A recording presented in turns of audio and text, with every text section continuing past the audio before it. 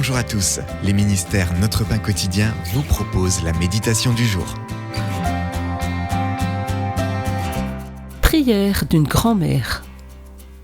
Lors de retrouvailles familiales, il y a longtemps, ma mère nous a fait part de paroles qu'elle avait écrites.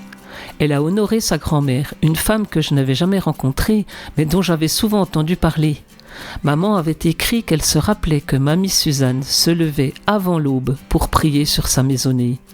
Tout un souvenir ayant influencé la vie de ma mère, un souvenir auquel je m'accroche même encore aujourd'hui. Cette description me rappelle la femme de Proverbes chapitre 31. Elle prenait soin de sa famille de toutes sortes de façons concrètes et se levait alors qu'il faisait encore nuit.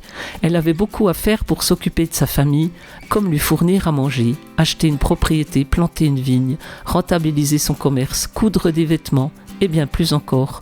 Tout cela pour le bien de ses êtres chers ainsi que du malheureux et du pauvre. À l'époque de la rédaction de Proverbes chapitre 31, contribuer à combler les besoins d'une famille relevait d'un exploit, comme le démontre la longue liste des tâches énumérées dans ce passage. Cela était loin d'être facile aussi pour mon arrière-grand-mère qui est née au XIXe siècle, mais leurs prières murmurées tôt le matin, ainsi que celles durant toute la journée, ont gardé ces femmes concentrées et encouragées, tandis que Dieu les aidait à vivre le rappel, à prendre soin de leur famille et des autres.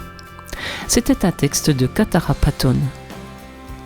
Comment gardez-vous courage au fil de vos tâches quotidiennes ? En quoi le fait de prier tôt et souvent vous aide-t-il ? Dieu saint, merci pour les hommes et les femmes qui prennent fidèlement soin de leur famille. Aide-moi à en faire autant. Cet encouragement vous a été proposé par les ministères Notre Pain Quotidien.